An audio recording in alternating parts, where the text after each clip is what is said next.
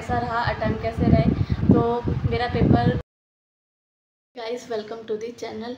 और आज है 11 अप्रैल और कल मेरा नॉर्थ सेट 8 का प्री है 12 तारीख को। और मेरा जो सेंटर है वो इलाहाबाद में ही है, मतलब 12 किलोमीटर की दूरी पे ही है।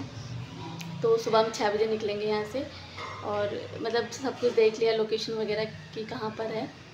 और क्या बोलते हैं कि अभी तो तैयारी काफ़ी ज़्यादा हो चुकी है, प्रैक्टिस भी कर लिया है सब कुछ का। और अभी आज मैं थोड़ा सा मैथ्स और रीजनिंग की प्रैक्टिस कर रही हूँ। जो छोटी छोटी चीज़ें बच जाती है, जैसा लगता है ना कि भूल रहे हैं, उन्हें बार बार देखने की नीड होती है।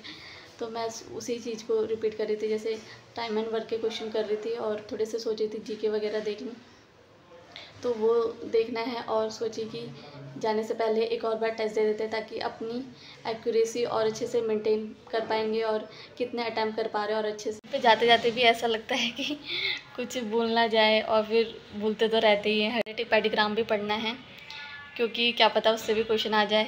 मैंने वो पढ़ा नहीं था तो सोच रही हूँ कि पढ़ लूँ, कि ऐसा तो नहीं होगा कि नहीं पढ़ा। तो अभी मैं वो पढ़ूँगी और आज बस मेरा यही काम है। और जीके वगैरह थोड़ा सा देखूँगी, फिर इसके बाद दिमाग को भी थोड़ा शांत रखना है क्योंकि वहाँ जाके पेपर भी अच्छे से करना है। द नेक्स्ट डे तो आज नॉर्थ सेट 8 का प्री था जो मैं एग्ज़ाम देके घर आ चुकी हूँ। और मेरा जो सेंटर था वो इलाहाबाद से, मतलब इलाहाबाद में ही पड़ा था, जो 1 घंटे का ही रास्ता है यहाँ से। क्या था, बमरौली साइड पे। तो हम पहुँच गए थे, पौने घंटे में पहुँच गए थे। फिर लेकिन जब वहाँ से वापस हो रहे थे तो बहुत ज़्यादा धूप थी, थकान भी बहुत ज़्यादा लग रही थी क्योंकि इस बार सेंटर पे क्या हुआ था कि सर्वर डाउन हो चुका था। उस वजह से पेपर थोड़ा लेट शुरू हुआ था, जिस वजह से मैं ज़्यादा कुछ शूट भी नहीं कर पाई। और मेरा पेपर कैसा रहा, अटेम्प्ट कैसे रहे। तो मेरा पेपर जब मैंने सेक्शन फर्स्ट स्टार्ट किया तो उसमें मेरे अटेम्प्ट कम हुए क्योंकि पेपर का जो लेवल था मुझे थोड़ा सा मॉडरेट टू हाई लगा। क्योंकि सारे ऐसा था कि पहले हम जब क्वेश्चन लगाते हैं तो आपके थोड़े बुक से वो थोड़े से मैच करते हैं। इस समय मुझे पेपर ऐसा लगा कि जैसे पूरा सिनेरियो बेस्ड था और लेंथी भी था, पढ़ने में भी टाइम लग रहा था। और बिल्कुल बुक से बिल्कुल ऐसा नहीं था कि आपके आंसर कुछ मतलब कि मैच कर रहे हो, मतलब आपको सोचना पड़ रहा था। जो आपके क्वेश्चन भी आ रहे थे सेशन वाइज, उसमें भी आपको बहुत ज़्यादा सोचना पड़ रहा था। पूरा मतलब कि बहुत ज़्यादा मतलब कि डीपली आपको अच्छे से करना पड़ रहा था क्योंकि। और फिर मेरे को उसमें अपने जो आते थे उसमें बहुत ज़्यादा मुझे टाइम कंज्यूमिंग हो रहा था। तो इसलिए मैं ज़्यादा तो नहीं अटैम्प्ट कर पाई, लेकिन अराउंड मैंने शायद जोड़े भी नहीं है शायद, लेकिन मुझे लग रहा है मैंने शायद 72 या 76 के आसपास किए।